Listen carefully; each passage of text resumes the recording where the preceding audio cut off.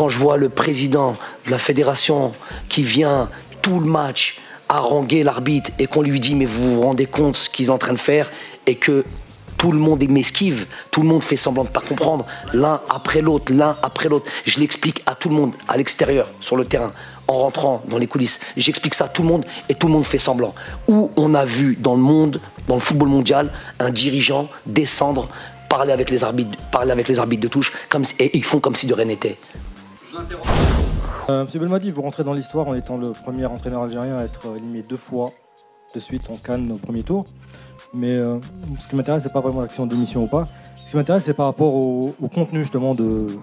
C'est vrai qu'il y a eu encore une fois 2 ou 3, peut-être 1 ou 2 faits de jeu par rapport notamment Slimani dans la surface. Mais est-ce que c'est vraiment ça le problème ou est-ce qu'il n'y a pas un autre problème? Est-ce que vous ne reconnaissez pas, après justement ces 2 échecs d'affilée, qu'il y a un problème autre peut-être dans ce que vous nous proposez avec cette équipe? De toute manière, toi, depuis le début, tu es en mission. Ouais, t'es connu, toi, des Z-Foot. Depuis le début, c'est comme ça. Tu n'as pas précisé que peut-être un des rares entraîneurs, le 2e, à avoir gagné une Coupe d'Afrique aussi. Ouais, ça, et mais je me fous de tes remerciements à toi, parce que je te connais depuis 6 ans. Pour ceux qui ne te connaissent pas,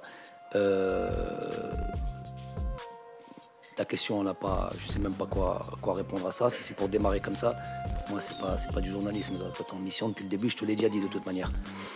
Question suivante. Ouais, il y a un truc qui va pas, il y a un secteur qui va pas, il y a beaucoup de choses qui vont pas. C'est pas le cas. Voilà, il y a une partie que je ne m'explique pas. On est sorti au premier tour et puis on a fait ça en 2019. On va pas s'en sortir. La VAR n'a pas fonctionné. Elle était absente quand il s'agissait de l'Algérie. Est-ce que vous ne pensez pas que la CAF, à un moment donné, elle a quelque chose là-dedans? Aujourd'hui, est-ce que vous n'avez pas de regrets par rapport au choix de joueurs? Bon, il y a certains choix. Est-ce que vous aurez imaginé que la Côte d'Ivoire perde 4-0 contre la Guinée équatoriale hier? Donc on voit ça durant toute la Coupe d'Afrique. Moi, je suis un gagnant, je suis un compétiteur. Je ne suis pas, entre guillemets, Madame Soleil. L'Algérie vient de se faire battre par la Mauritanie et est éliminée de la Coupe des Nations en phase de poule pour la 2e fois consécutive. Encore une déception pour le peuple algérien. Hier, les Algériens ont tout fait sauf jouer au football et c'est la faute de l'entraîneur Jamel Belmadi. Dans un groupe où tu as le Burkina, l'Angola et la Mauritanie, on te donne la chance de finir dans les 3 premiers. Non, toi tu finis 4e dernier du groupe avec aucune victoire. Sans manquer de respect aux autres équipes, mais normalement c'est une poule où l'Algérie est censée terminer avec 6 points minimum, voire 7. On avait l'impression que les gars n'avaient jamais joué ensemble. La CAN, c'est une compétition pour ton pays. Comment on peut jouer sans volonté, sans fierté, sans rythme? Le peuple algérien est un peuple fier et cette équipe ne le représente pas. Clairement, cette équipe ne les représente pas du tout. Je suis désolé, mais jouer pour l'Algérie, c'est mouiller le maillot. C'est donner sa vie sur le terrain, c'est ça jouer pour l'Algérie. Les joueurs ont été dégueulasses. À quel moment vous respectez le peuple algérien? Vous avez joué sans aucune fierté, vous avez joué avec la peur. L'entraîneur Jamel Belmadi, on avait l'impression qu'il ne savait pas ce qu'il faisait. Il ne savait pas où il était, il ne savait pas qu'est-ce qui se passait. Reprends 1 minute pour t'abonner s'il te plaît.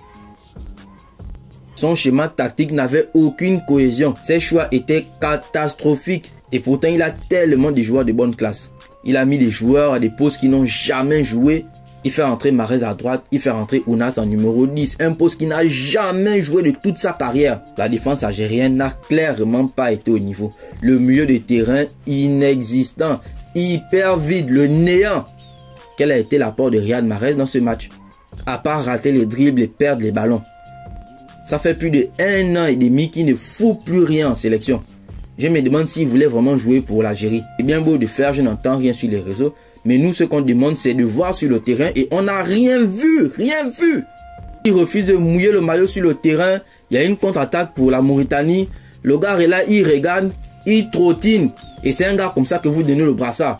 Je suis désolé. Un coach ne peut pas être autant nerveux. Il ne dégage aucune sérénité. Il transmet sa peur à toute son équipe. À partir du moment où la Mauritanie a eu sa première occasion, Les joueurs ont joué avec la peur tout le match.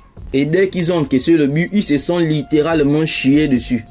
C'est pas normal, aucune sérénité. Et c'est normal que quand la difficulté se présente, le bateau coule. Une équipe sans âme. Il faut qu'on se dise la vérité, les amis. L'Algérie n'a clairement pas été au niveau. Il mérite totalement de sortir de la compétition. La CAN, c'est une compétition qui se gagne au mental. C'est celui qui mouille le plus ce maillot qui gagne les matchs. Personne ne va faire des cadeaux à l'autre sur le terrain. C'est pas possible, c'est la CAN. Chacun représente son pays. Hier, on a vu le Cameroun jouer à fond et aller chercher sa qualification à la fin du match, à la 90e minute. Et c'est ce qu'on attendait de l'Algérie. La Mauritanie n'avait jamais gagné un match en CAN. Jamais.